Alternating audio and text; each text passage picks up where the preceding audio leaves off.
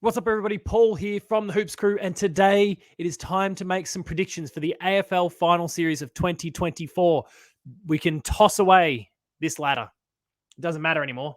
We've got 10 teams that have been kicked out, and they're already jostling for free agents and trades for season 2025. We need to focus on the finals because there are 8 teams that remain: Sydney, Port, Geelong, GWS, Brisbane, the Western Bulldogs, Hawthorn, and Carlton. They have all made it. In some cases, like Carlton, they've scraped through by the skin of their teeth. But now it is time to make some predictions about what we should expect from these teams going into the final series.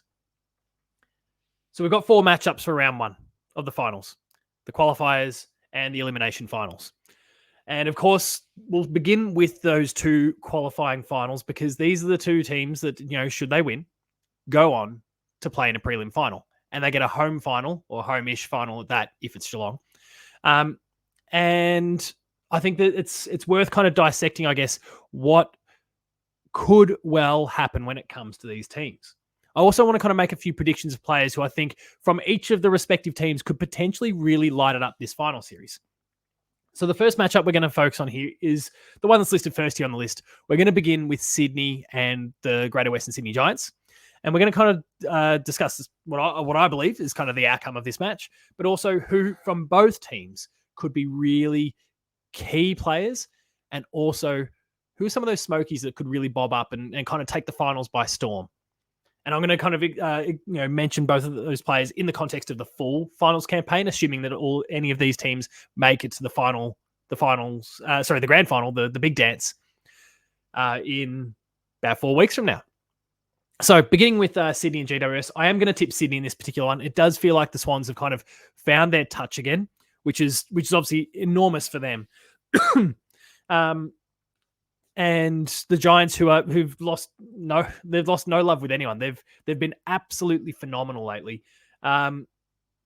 Just whenever these 2 teams play, obviously there's the battle of the bridge, the crosstown rivalry. There is a competition there that is incredibly fierce, but the Giants just seem to be kind of playing games in fits and starts at the moment. They're not stringing the full 4 quarters. They're dominating portions of the game that gets them a win. Sydney were doing that for a long stretch for the middle of the season, but have kind of recaptured that 4-quarter dominance form that we've seen early on. For me, I think they're the obvious flag favourite at the moment, and I think they'll get the points here. Well, no points, but they'll get the win, against the Giants in this particular game. When it comes to, I think, some key players, I think one that we really want to look out for from the Swans, and I'm not stating anything here that's necessarily a surprise to anyone, but he's kind of been forgotten a little bit over the course of the year due to injuries, due to suspensions, due to kind of being one of the aging players on the list. I think one of the big players specifically for the Swans is Luke Parker. Now, he's not accumulating numbers like he used to. Luke Parker's been quite, down, I guess, a bit in that, but the complexion of the Swans midfield has changed significantly over the course of this season, and so he's been able to play more of this midfield / forward sort of role, mostly based down the forward line, and he's been kicking lots of goals. And I think Luke Parker, I mean, he's such a strong player. He's so fierce. He's so competitive. He's lost none of that. He's lost none of his skills or quality either. It seems like his speed, which he's not the fastest player out there, but it hasn't lost any of that either. But he's hitting the scoreboard more because he's playing more out of the forward half of the ground. And I think that's really dangerous for any team that plays against the Swans at the moment, because he's a very, very hard player to stop. At least when you're in the midfield, you go, okay, well, he's going to find himself in the wrong end of the ground at times. He's going to be kind of in the heat of the contest and less based around goals. But now he's basing himself around the goals, and that's danger signs for a lot of teams. So Luke Parker, for me, he's the one from the Swans that could be really dangerous. Whilst for the Giants, again, there's a lot of options you could kind of choose from here. But for me, look, it's hard. There's so many names we could kind of wheel out, and obviously quite a few of them made the All-Australian team. A bit like the Swans, a lot of amazing players made the All-Australian squad and the final team from the Giants this year. But for me, I can't shake this feeling that Peatling, who's kind of, I mean, he's catching a lot of interest from opposition clubs at the moment when it comes to trade and free agency and that whole period. But James Peatling's, in a very short space of time, has displayed a lot of potential, and he's bobbed up in big moments. So now going into a final series, which is littered with big moments, this guy feels like a big game player in the making. Is this the final series where he really kind of establishes that for people? I don't know. I mean, it would be very soon. But I like the promise that he shows. He's 24. He's entering the right sort of age and stage for his body and what he can contribute. His numbers look good, and like I said, he bobs up at key moments. He's always there when the chips are down. The guy can play, and he's demonstrated it many times. So for me, James Peatling, I think, is the one that from the Giants we want to be looking out for this final series. He's a bit more of a smoky in this particular case, less in your face, but I think for me, he's the one. Moving on to our other qualifying final. Cats v Power. It is a Port Adelaide home game. I don't love that fact, but it is what it is. We kind of blew it against the Saints. We missed a golden opportunity to have a game against the team at the G, and that would have been a lot better for us. When it comes to the Cats and the Power, it's probably my Geelong bias speaking, but I'm going with the Cats. And honestly, I don't really have too many clear and concise reasons why. For the most part, there's just a feeling in my gut that I don't often have. So this could go very well or very badly. But it's just a feeling in my gut that the Cats get this win. That we travel interstate. There's a lot of going against us. Tom Hawkins is he? Isn't he? We've got players returning from injury. But I just have this feeling in the pit of my gut that the Cats will go to Adelaide and get the points here. And again, it's one that I can't really quantify. I don't really know, because I think the rational side of me, the brain, says the Power win. The heart and the gut say the Cats. And so I'm going to follow those two. It's 2v1. That's it. We're done. So when we look at both teams, I'm going to focus on the Power first, just the first listed here. They're the home team. When it comes to players who I think could potentially bob up and do something, I guess, outside of the box, something extraordinary this final series, there's been a few players for the Power who've kind of displayed a lot of potential over the course of the season. There's players that have come and gone. Sorry, there's a sneeze coming. But for me, I think one to watch, and I mean, look, they've got some problems. They're of course down a few running defenders at the moment, with Houston out, with Kane Farrell now down with a hamstring for the rest of the year. I don't know about Alir and kind of that ankle that he had during the last game. He returned to the field. They're saying he's okay, but I think he's going to be a little bit wobbly too. There's opportunity in that for the Cats. Burgoyne, though. And look, the surname's Burgoyne, so you kind of expect this a little bit. And unfortunately for the Cats, we've seen it in some finals over the years. But Jace Burgoyne, I think, is the one that's really going to thrive here. He's come a long way this season. He's only 21, so there's still lots of time to learn, and there's also lots of opportunity for me to be wrong here. But I think for the Power, for them to take the final step, I think we know what we can expect from Butters, from Rosie, from Wines, from Boak. All the familiar names, Jason Horn-Francis. I think we know what we can expect from all these guys. It's that next level down that they're going to be looking for to really step up. And I think Jace Burgoyne is one that's going to step up for the Power. Don't want that to be the case in the first week of finals. Would love for him to take just an extra week to kind of settle into the speed and momentum and the intensity of a finals game. But I think for the Power, he's the one that makes the jump this final series. And I think that'd be really cool. Like he brings a lot of excitement to the game. A lot of the qualities that we've seen from Sean and Peter Burgoyne over the years. You can see a lot of those traits from both of those boys, the brothers, in Jace. And that's exciting if you're a Power fan. So look out for him this final series. As a Cats fan, I'm also very mindful of Willie Rioli, who continues lately to just have good games against us. Don't love that. Personally, I think Jed Buse needs to come into the team for the first final to play on Willie Rioli. We'll wait and see what happens in that particular regard. For the Cats, I guess this is our kind of pet subject here, talking about Geelong Football Club. But there's a range of players that could, quite arguably make the step up. For me, Tanner Bruin's the one. And I think he's shown so much over the course of this season, but he's also had a stop and start season when it comes to injuries up to this particular point. It's been really hard for Tanner Bruin to kind of get some consistency, but he's coming back at the right time. He got a couple games under his belt. He's built just that little bit of kind of momentum and a little bit of form. He was quite strong in his game against West Coast. Of course, everyone was, but that's for someone like him who's had inconsistencies over the course of the season. The 23 disposals he got in that game, based on what? Let me see if I can find some stats for this really quickly. Time on ground. Let's go. Where is Tanner Bruin? Played 78% of game time, one of the lowest for the Cats on the day. and still accumulated 23 disposals. He's kind of building into this nicely, and he just puts his head over the ball. He bashes his way through. He stops for no one, and I really love and respect that. And that sort of player thrives in the heat of the final series. So I think Tanner Bruin's really going to show everyone, not just Geelong fans, but everyone, why we found it as a club so important to bring him in. And I'm excited to see that. Moving on to our next game here. Now we'll just go back to top to bottom here because they're both elimination finals at this point. Lions v the Carlton Blues. Carlton is struggling for injury at the moment. Charlie and Harry have been in trouble. They've had a whole range of other injuries. For me, this is a pretty straightforward one. Brisbane at home should get the win. But you never know. It is the finals, and Carlton have demonstrated a lot over the course of the season. Things have kind of gone pear-shaped for them right near the very end at the worst possible time for them to go pear-shaped. You can't doubt, you can't rule them out because they are a highly skilled, high-quality team with some incredible players in key positions around the ground. But Brisbane's horribly inaccurate, but I think they're going to have more than enough shots on goal to get the points in this particular one. So I think for me, that's maybe the easiest game to tip of the round, personally. They haven't been necessarily convincing. They gave Essendon sniffs over the course of the last game of the season. Again, largely through inaccuracy, because it was 32 shots on goal to 17.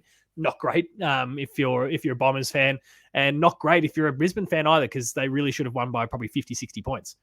But this accuracy at goal thing has been a problem for Brisbane all season, and it gives teams opportunity. And if Carlton has a good day in front of the sticks, they have enough shots. Who's to say they can't pinch it? I'm going to go with Brisbane, though, because Carlton's just so depleted.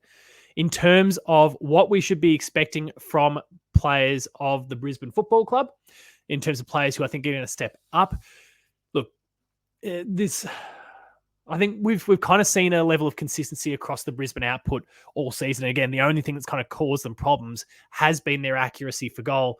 And so I've kind of found it hard to really identify a clear and obvious player in this particular case. But who do I think is going to step up? I think it might be Jasper Fletcher. We've seen Will Ashcroft return from his injury and start to really dominate again, find all those reasons why he was the pick that he was in the draft, why he was so heavily fancied. But Jasper Fletcher, who was picked in that same draft, he was father-son as well, who's demonstrated a lot of amazing qualities over the course of the season.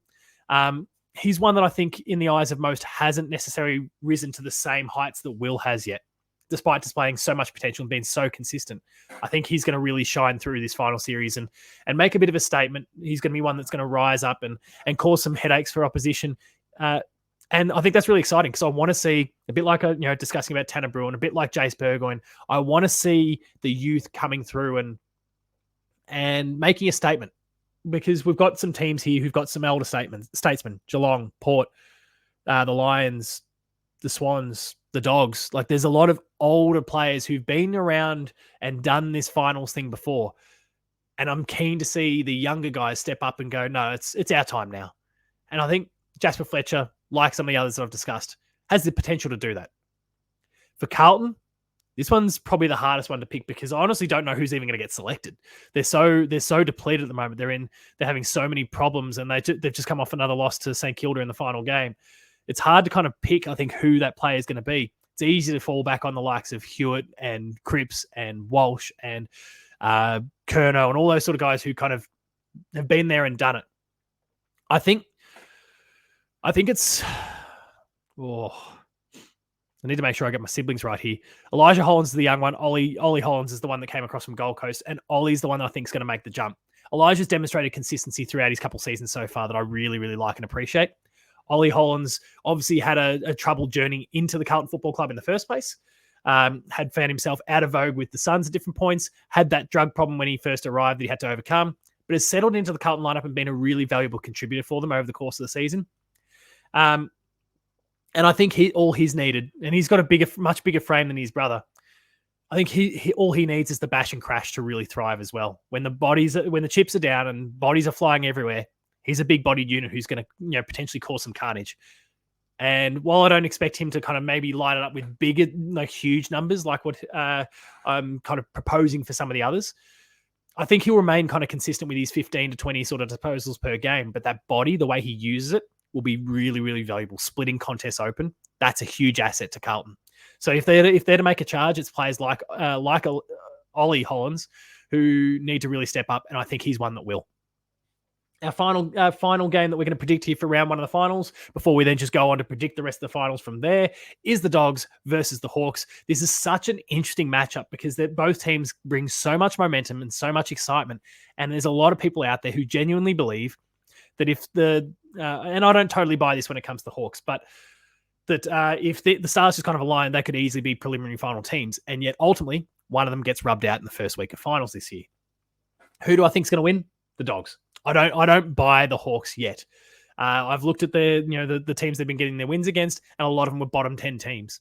They've dominated those bottom 10 teams, and they have pinched a couple against some of the top 8 teams as well, but all been seriously competitive. But I think they've thrown the kitchen sink at it to make this finals thing, and I reckon they've run out of tickets, or they will soon run out of tickets. And that class that will develop over time, that's going to get exposed here. So the Dogs, I'm tipping for the win. When it comes to what's happening with my phone here? I'm trying to bring up some numbers so that I can justify my arguments here. When it comes to Dogs, they are coming in very good form. Of course, they've just taken the Giants to the cleaners. Not significantly, but 37 points is pretty decent when you're playing against a top 4 team. And I think in terms of who we should expect to really step up here for the Dogs, it's been an interesting one because there's been a bit of a turnstile. Some of their players that we've known and loved and kind of expected great things from over the years have been kind of cycled out of rotation at different points over the course of the season. Adam Treloar is having some injury problems. He's been one of the best and just got selected All-Australian this week. He's in doubt for the game, I guess I would say, at this particular point. I feel like I'm taking an easy way out here, but I'm going to pick Jamara as my player here. He's displayed so much potential over the course of this season. He's taken a few teams, including my beloved Cats, to the cleaners at different stages. And I think Jamara is primed and ready to explode. He's a big game player. He's a big occasion player. He likes the spotlight.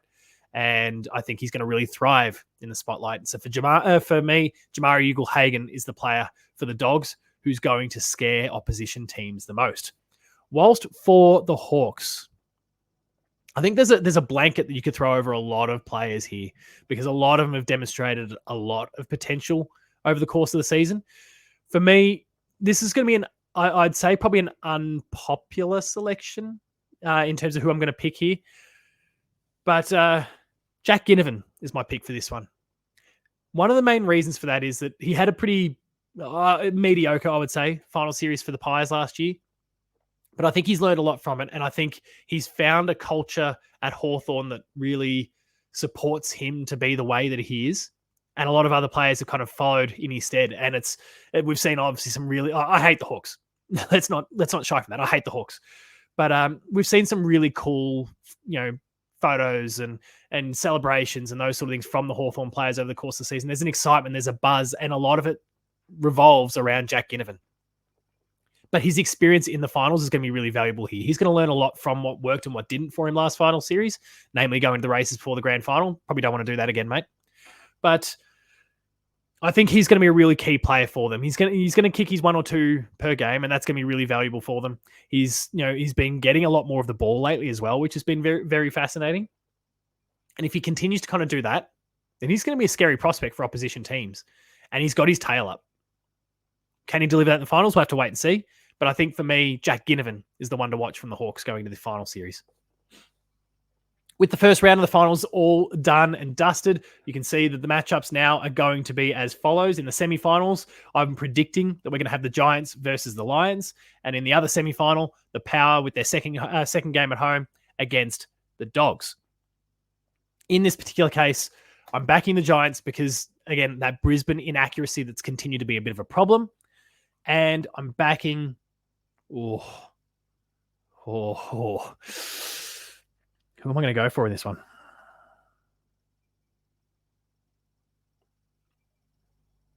I'm going to go the Power.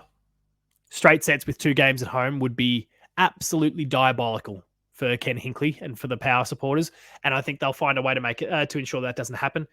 But you'd fear the Dogs. You would not want to play the Dogs. From there, prelim final week, we've got 2 matchups, Sydney versus Power at home. I'm going to tip the Swans. That's where their campaign comes to an end for the Power. And the fact that we're not going to be playing this at GMHBA, the fact that we're not playing at GMHBA against the Giants because they keep getting us there. The fact that we're going to get the open fields of the G, which absolutely works to our strengths a bit better, both as a defensive unit and thinking about what we're up against with the Giants, and just the way we've been playing at home this season, let alone against a team who's been playing very well against us in Geelong. The fact that none of these, like, we're not playing there and we're playing at the G makes me want to tip the Cats, which then leaves a 2022 rematch. And who knows at that particular point. But now I'm going to let my bias kick in because this is a Geelong channel and you're all, a lot of you will be Geelong supporters watching this. And so, of course, Geelong is our 2024 AFL Premier. Don't know whether that'll happen. There's a lot of things that need to go right. But I actually like, if we can get the points here against the Power, and now I'm going all just Geelong bias here. Sorry, every other team. I'm not focusing on you anymore. If we can get the win against the Power, I quite like the series of events that will lead up to us in a prelim final. I like the idea of playing the Giants or the Lions, or Carlton for that matter, in a prelim final at the G. I think that's huge. Like, the Lions have continued to show they don't travel to the G overly well. The Giants, we're not playing them on our home deck, which has been a bit of a problem for us. And I don't think they play the G as well as what we do. And Carlton are completely depleted. So if they happen to make their way through, they're shot to bits at the moment. So I think we've got the better half of the draw if we can get the win. If we lose, we find ourselves potentially playing the Dogs and then potentially playing the Swans in the prelim. And it becomes a very, very hard road to the flag. So I'm desperately hoping that we can get the points here against the Power. Because if we do, I think our path to a grand final, not necessarily a win, but to a grand final, is a lot clearer than it is if we find ourselves on the other side of the draw, let alone the fact that we'd have to play an extra game. Cats fans, neutrals, let me know what you think about all the players I've been selecting as potential big players who are going to step up and play big games through this final series. Let me know about what you think about the win and losses that I've predicted here. There's a lot to discuss. There's a lot to go through, and the finals are now just days away. Thank you very, very much for watching and checking out this video. If you enjoyed it, check out our Patreon, where you can sign up for 7 days of free access to our Patreon there. Check out all of the exclusives, all of the early access content that we provide there, and then consider sticking around beyond it. For the cost of $5 or $6 for the month, you'll get all of that same content free delivered to your email inbox. Subscribe to the YouTube channel if you haven't already. The button's just down below. Mash it. Check out all the awesome stuff that we're doing, especially if you're a Geelong fan. Lots of previews coming for a range of our different Geelong players who are playing their first final series. That's coming up. Check all that out as well. On socials, check out the Hoops Crew. You can find me at Paul James Games. And until next time, remain Geelong strong. Go the Cats. I like the look of this final series if we can get this win in the first week. Thanks a lot for watching, and I'll see you later.